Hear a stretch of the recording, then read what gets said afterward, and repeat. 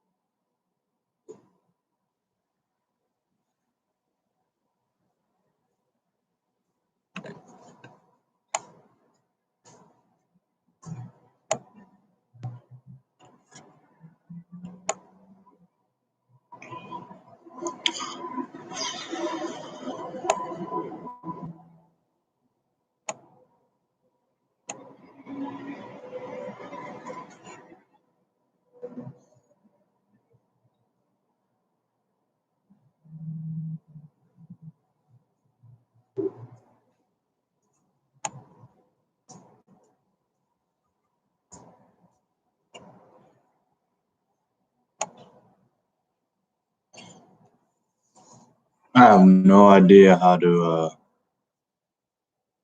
put on my camera.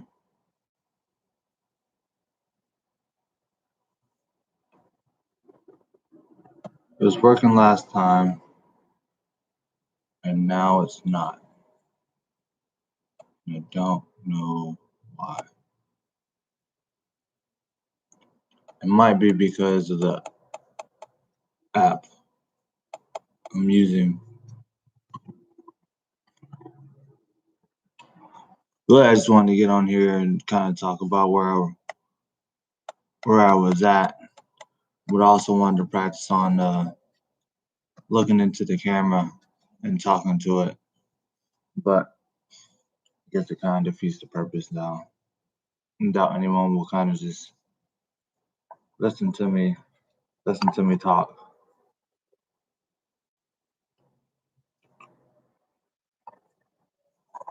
Actually, to be honest, I don't even know if people can hear me.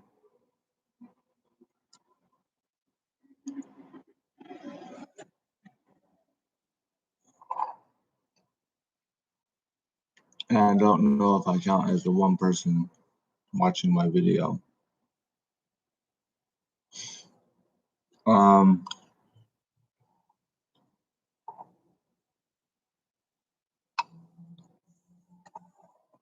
I guess I'm just going to talk about where I'm at.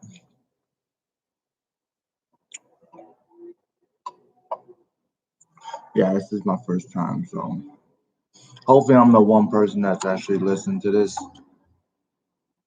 and not someone else. That way I have the freedom to just kind of go at my own pace.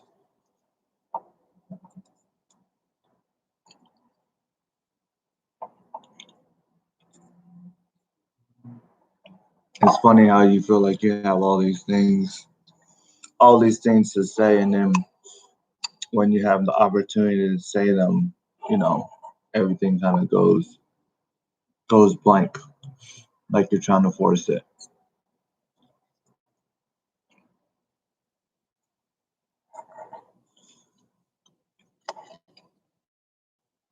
Actually, this might be better for me this way.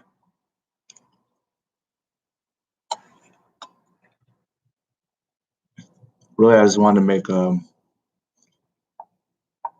video, kind of to hold myself accountable, but also to start documenting the journey, signifying a starting point.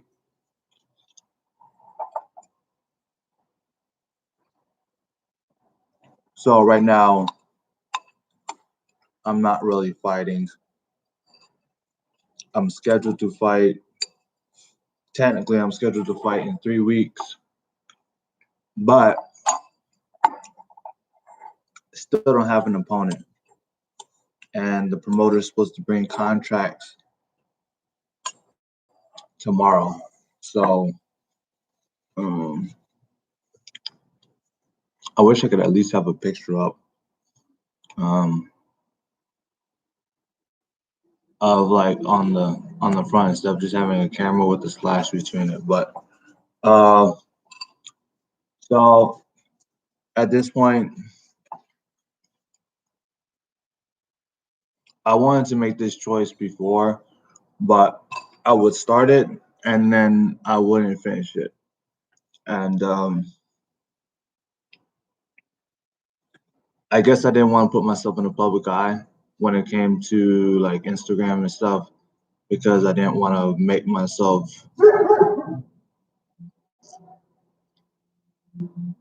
If I did it, then I would have to hold myself not accountable, but um, I'll have to get to a certain level to be comfortable. So, like my dream.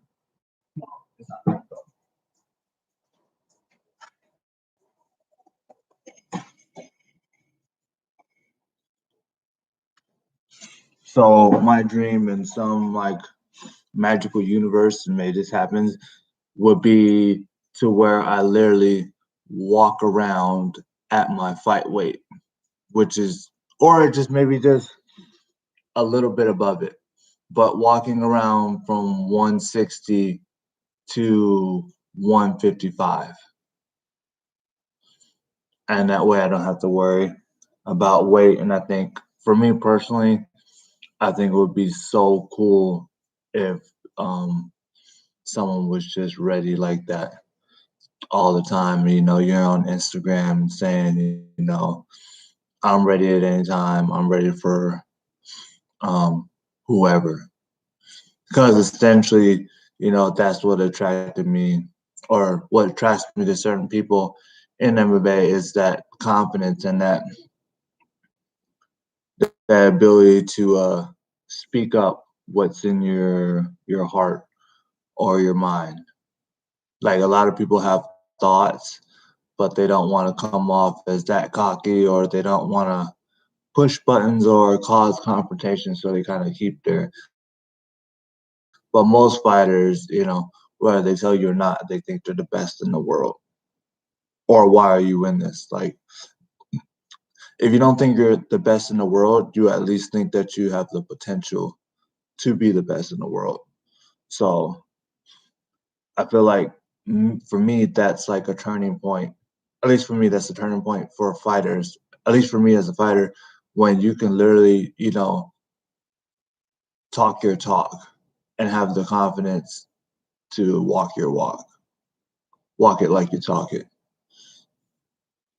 But no, but I know for me personally, like I said, with my high standards, like I'm not gonna be able to get on Instagram and say to the camera, which I know that you're essentially saying it to everyone in your weight class and to the public, obviously, that you're ready, like you're that guy, and I don't want to lie about it. So I don't want to get on there and then be overweight and then be like, oh yeah, I'm ready, I'm that guy, and then someone calls you out or you actually get called out or you get called on short notice and then you know you can't take the fight. So I'll probably do this for I'll probably just rant for about 20 minutes. I know that apparently with the YouTube algorithm that it's like 10 minutes and over. So actually I'll do like 13 I'll do 13 minutes. And then I should have like wrote down some talking points, but I just wanted to kind of start this off, um, this whole thing, which is the giving an update of my life and then really just being able to look back on this, and being like, oh man, like look how far, not like to anyone else, but like to myself, like look how far I come. Like I remember when I was at that point. So it's the 28th. So May 28th, 2021. Yeah. Um, and this is the hard part, is that literally you know all the work you need to do and you know how far you have to go. And so really no matter how much I talk, and then no matter how hard I work, to a certain extent, there's always going to be some kind of timeline on when I can actually start, um, the thing that I'm talking about, which is, saying you're the best, rate whenever, 155, blah, blah, being that guy. And I like the aesthetics of being that small. I know there's a lot of people that, I've been told that throughout my life, when I was, skinny like that, were like, oh, you're too small, you need to eat something and all that kind of jazz. Um, but for me personally, I like the aesthetic of, being ripped. Even though, I'm looking super small and all that kind of stuff and sunken in and whatnot, I feel like as long as I can perform in a good way and I'm seeming healthy, then there should be no problem. But there's this whole notion in MMA, which is another thing that I want to kind of dispute or challenge, is that weight is always an advantage, or it's the only. I want to say it's always an advantage, but I feel like there's a notion that it's the only way to have an advantage. And then the only other way to have an advantage is to go up and weight. So you're not maintaining a smaller weight, but you're walking around at a bigger weight. But the whole idea is that you're going to have more energy. But my whole challenge is that you can go down in weight and you can maintain a lower weight and still walk around at your weight, as long as you're willing to accept the things, that come with it. So you're not going to, obviously you got to stay on your diet, which for the most part, I'm working on. I feel like I don't have too much trouble, but I literally had some general general so or general stew or whatever, um chicken last night, just out of curiosity, and then I haven't had protein in a while. But the thing that messed me up was I was used to a schedule and then I did something outside that schedule. So I ate, and then usually I would just be good for a night. Like I wouldn't do nothing. But I did something, and so it kind of threw me off. And so I was kind of in this weird state where I felt like I needed to eat something to maintain my energy and kind of prevent myself from burning down too much, because I can always tell when my weight's getting low, or I can always tell when my muscle, or I don't say muscle, whatever, fat, whatever, is getting burnt off of my arms, because my arms always get like they get super sore, super tender, and yeah, it's just a weird feeling. But my point is, I want to challenge the notion of weight is the only way to have an advantage. I feel like personally, like I said, if you're willing to accept the things it takes to maintain a lower weight, which is one, you're not going to have energy all the time. You're gonna have I have energy. You're gonna have it's all theory. I mean, I walked around as low as 160. I made 155 for my last fight, or 156.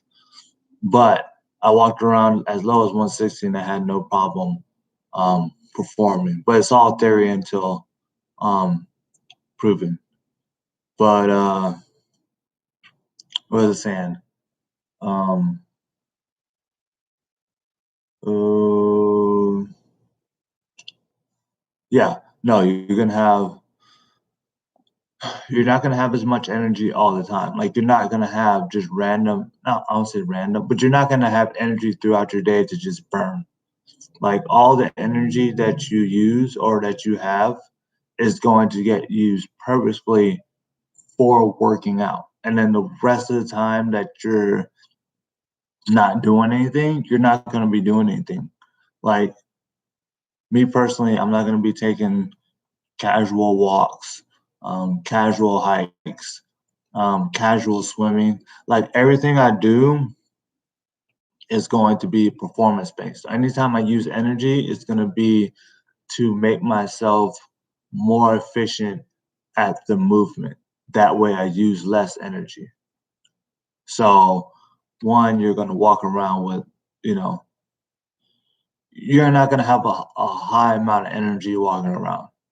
And then two, obviously you got to stay on your diet, which I kind of got off into a rant about. So you got to stay on your diet. Like you can probably like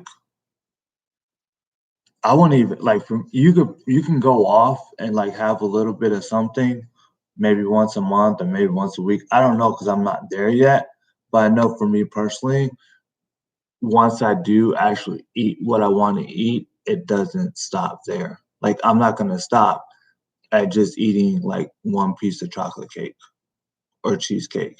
Cause then once I eat it and I get that sweet tooth back, I'm gonna want to eat other stuff. Cause then once I eat one thing, I'm gonna get that sweet tooth. And then I'm gonna be like, oh, well, while I'm here, I might as well eat this and eat that. And the the list is never ending. Like it can never be satisfied because I'm literally gonna feel satisfied and then I'm gonna wake up the next day and then be like, you know what, I didn't get to eat that or I didn't get to eat that. So for me personally, it's just best to not even um, start it. So low energy, not really eating, not really eating any cheap food.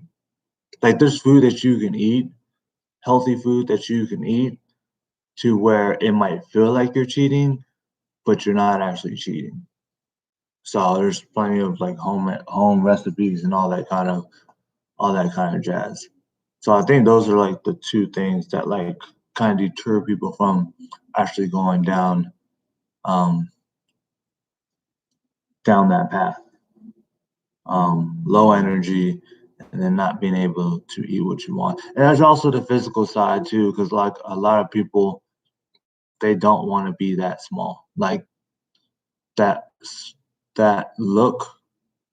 I, I don't know if it's just men. I think it's women too, because I feel like I got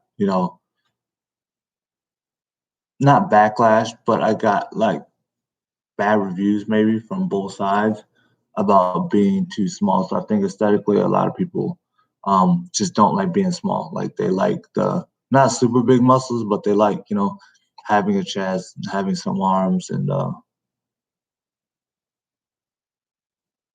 and then obviously that all pays into a lot of people feel like, well, no, I'm not gonna say feel like they're actually right, which is a fact, is that when you go in there to fight, you're not gonna have a strength advantage, which is pretty obvious, but you still gotta state that. The reason why I bring it up is because it's gonna change the way that you grapple in MMA, which is why when you see boxers, it's normal to be like skinny and lanky. Like that's not an issue in boxing, even though it's not the quota look for mainstream.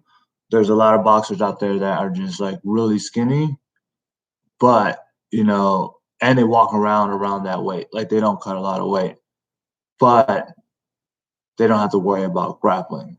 So I think that's the biggest thing with MMA and weight wise is that if you let that guy on top of you, then a lot of people feel like you have to be super technical in everything you do. So you have to be technical on your get-ups, getting off the cage, because essentially, unless you're like me, and I guess I built my style for that, like my style is for not using strength from your arms.